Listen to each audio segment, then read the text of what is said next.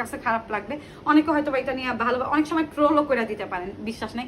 কেন বলতেছি, আমরা মানুষ হয়ে বেইমানি করি, আমরা মানুষ ভালো না, মানুষ হয়ে কি করি, বেইমানি করি, মানুষের টাকা মেরে খাই, মানুষ মাইরা খাই, তারপর হচ্ছে মানুষকে মানুষ ধইরা পিটাই, আমরা একে অপরের প্রতি অন্যায় করি।